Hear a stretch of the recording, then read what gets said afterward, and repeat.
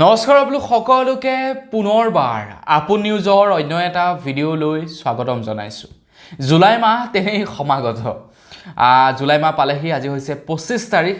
তো জুন মাহটো শেষ হ'বৰ কাৰণে মাজত মাত্ৰ 5টা দিন আছে, তাৰ পাছত জুলাই মাহ পালেহি আৰু।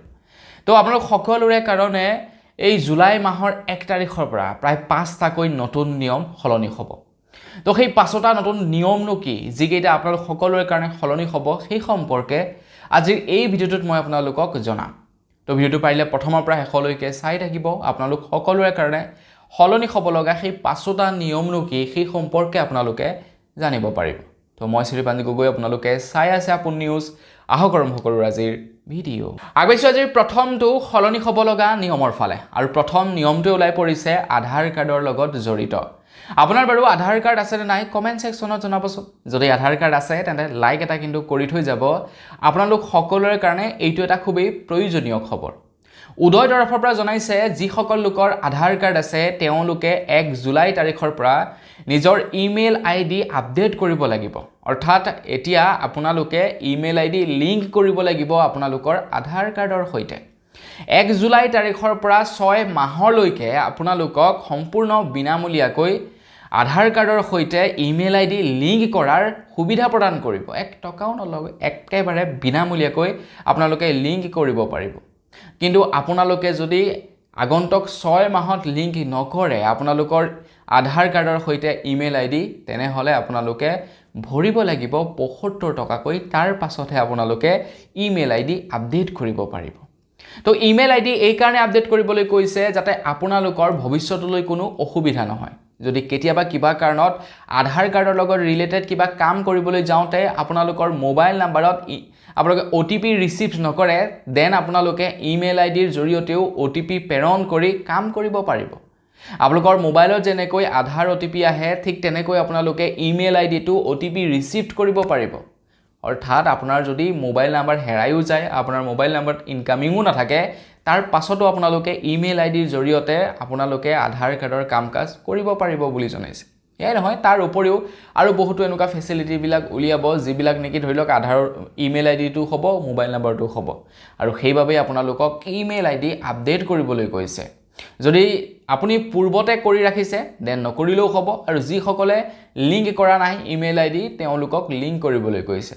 তো আপোনাৰ বাৰু ইমেইল ID লিংক কৰা আছে নে নাই আধাৰ কাৰ্ডৰ সৈতে কমেণ্ট ছেকশ্যনত জনাবচোন। যদি লিংক কৰা আছে তেনেহ'লে আপোনালোকে কৰিব নালাগে, আৰু যদি লিংক কৰা নাই তেনেহ'লে 1 জুলাইৰ পৰা লিংক কৰি ল'ব, একেবাৰে বিনামূলীয়াকৈ লিংক কৰিব পাৰিব। আগবাঢ়িছোঁ ইয়াৰ পাছৰটো সলনি হ'ব লগা নিয়মৰ ফালে। খবৰ ওলাই পৰিছে LPG চিলিণ্ডাৰৰ ওপৰত।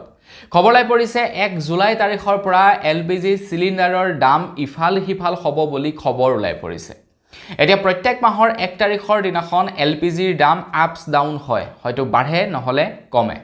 এতিয়া জুন মাহত প্ৰায় 53 টকালৈ কমাৰ্চিয়েল LPG চিলিণ্ডাৰৰ দাম বৃদ্ধি পাইছিলে। 53 টকালৈ দাম বৃদ্ধি পাইছিলে। যিটো ঘৰুৱা চিলিণ্ডাৰ সেইটোৰ দাম মানে আপছ ডাউন হোৱা নাছিলে, একেই আছিলে, দাম বঢ়াও নাছিলে, দাম কমাও নাছিলে। কিন্তু কমাৰ্চিয়েল চিলিণ্ডাৰৰ দাম প্ৰায় 53 টকা হৈছিলেগৈ। এতিয়া খবৰ ওলাই পৰিছে 1 জুলাই তাৰিখৰ পৰা LPG গেছৰ দাম বৃদ্ধি হোৱাৰ সম্ভাৱনা আছে বুলি খবৰ ওলাই পৰিছে। দাম কমাৰ সম্ভাৱনা নাই।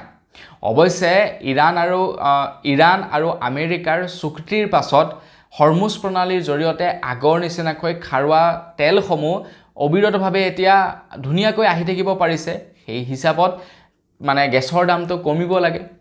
যিহেতু আন্তঃৰাষ্ট্ৰীয় বজাৰত বৰ্তমান সময়ত ক্ৰুড অইলৰ দামটো আধা কমি গৈছে। আগতে $150 আছিলে, এতিয়া $70 হৈছেগৈ, প্ৰায় $83 কমি গৈছে। সেই হিচাপত LPG গেছৰ দামটো কমিব লাগে। কিন্তু পেট্ৰলিয়াম মন্ত্ৰালয়ৰ ফালৰ পৰা কৈছে যে ইমান সোনকালে দাম কমোৱাটো অসম্ভৱ। আৰু আপোনালোকে এটা কথা লক্ষ্য কৰিব, যেতিয়া দাম বঢ়া আৰম্ভ কৰে সেই দাম আৰু কেতিয়াও নকমে, দাম বাঢ়িয়ে থাকে। কাৰণ মানুহে এই সম্পৰ্কত প্ৰশ্ন উত্থাপিত নকৰে চৰকাৰক যে গেছৰ দামটো কমাব লাগে। মানুহে এই সন্দৰ্ভত মানে ৰিকুৱেষ্ট নকৰে, মানুহক কেৱল আঁচনি লাগে।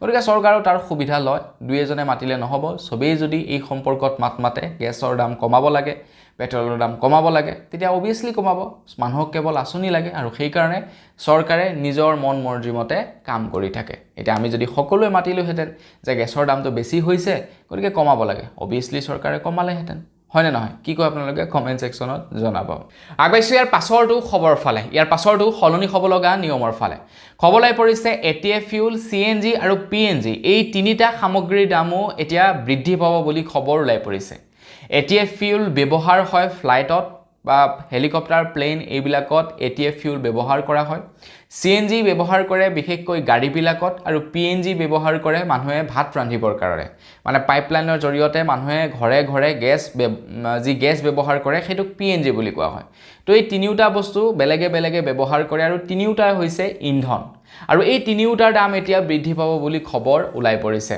যেহেতু কেন্দ্ৰ চৰকাৰ তথা অসম চৰকাৰৰ ফালৰ পৰা এটা নিৰ্দেশনা দিছিলে যে য'ত পিএনজিৰ কানেকশ্যন আছে তাত মানুহবিলাকে এতিয়া পিএনজিৰ কানেকশ্যন কম্পালসৰি লগাব লাগিব এলপিজি তেওঁলোকে নাপাব গতিকে অবিয়াছলি দামটো বাঢ়িব আগতে ব্যৱহাৰ কম আছিলে মানে দৰকাৰ বহুতো কম আছিলে সেইবাবে দামটো কমি আছিলে এতিয়া দৰকাৰ বেছিকৈ হ'ব ব্যৱহাৰ মানুহে বেছিকৈ কৰিবলৈ ল'ব তেতিয়া দামটো অবিয়াছলি বাঢ়িবই আপোনালোকে এটা কথা চাবচোন বজাৰত যিদিনাখন নেকি কোনো এটা সামগ্ৰী বহুত বেছি ওলায় সেইদিনাখন সেই সামগ্ৰীটোৰ দামটো কমি গুচি যায় মানে কি হৈ যায় সাপ্লাই যেতিয়া বহুত বেছি থাকিব ডিমান্ড কম থাকিব তেতিয়া বস্তুৰ দামটো কমি যায় আৰু যিদিনাখন নেকি কোনো এটা বস্তুৰ সাপ্লাইটো খুব কম থাকিব খুব লিমিটেড বস্তু ওলাব আৰু যেতিয়া নেকি সাপ্লাই মানে লিমিটেড বস্তু ওলাব ডিমান্ড বহুত বেছি থাকিব তেতিয়া বস্তুটোৰ দামটো বাঢ়ি গুচি যায় ঠিক তেনেকুৱা হ'ব বৰ্তমান সময়ত সাপ্লাই বহুত বেছি আছে ডিমান্ড কম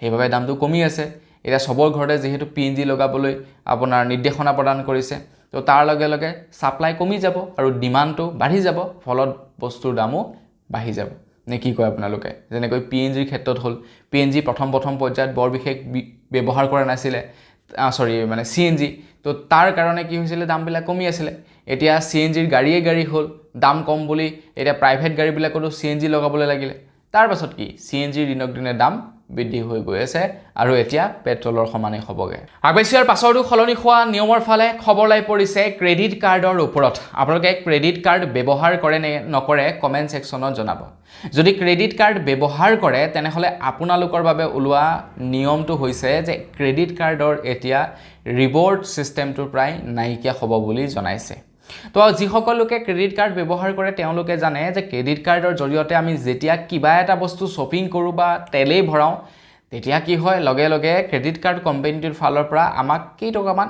ৰিৱাৰ্ডছ দিয়ে ধৰি লওক আমি যেনিবা তেল ভৰালো 100 টকা এটাৰ তো তাত হয়তো 2 টকা বা 3 টকা ৰিৱাৰ্ড দি দিয়ে তেল কোম্পানীবিলাক মানে ক্ৰেডিট কাৰ্ড কোম্পানীবিলাকে এটা সেই ৰিৱাৰ্ড সিস্টেমটো চেঞ্জ হ'ব বুলি জনাইছে তো ঠিক তেনেকে আপোনাৰ এইচডিএফসি বেংকৰ ওপৰত খবৰ লাই পৰিছে এইচডিএফসি বেংকৰ ক্ৰেডিট কাৰ্ডৰ যিকিটা মানে ফেসিলিটি দি আছে তো সেই ফেসিলিটি বিলাক নাইকিয়া হ'ব ঠিক তেনেকে বাকিবিলাক কোম্পানীও এতিয়া ক্ৰেডিট কাৰ্ডৰ নিয়মবিলাক চেঞ্জ কৰিব গতিকে 1 জুলাইলৈ ওয়েট কৰক কি নিয়ম চেঞ্জ হ'ব কি নহ'ব সেই সম্পৰ্কত আপোনালোকক জনাই দিম আগবাইছো একেবাৰে শেষৰটো খবৰ ফালে খবৰ লাই পৰিছে জুলাই মাহত প্ৰায় 12 দিনকৈ বেংক বন্ধ থাকিব বুলি খবৰ ওলাই পৰিছে প্ৰায় 12 দিনকৈ জুলাই মাহত বেংক বন্ধ থাকিব আৰু তাৰ লগে লগে বিদ্যালয়সমূহ জুলাই মাহত বন্ধ হৈ থাকিব গৰম যেহেতু বহুত বেছি পৰিব এই কাৰণে বিদ্যালয় জুলাই মাহত বন্ধ দি দিব 1 মাহৰ কাৰণে গৰম বন্ধ আৰু তাৰ লগে লগে বেংকৰ পৰা খবৰ লাইছে বেংকো প্ৰায় 12 দিনকৈ বন্ধ থাকিব বুলি কৈছে জুলাই মাহত এনে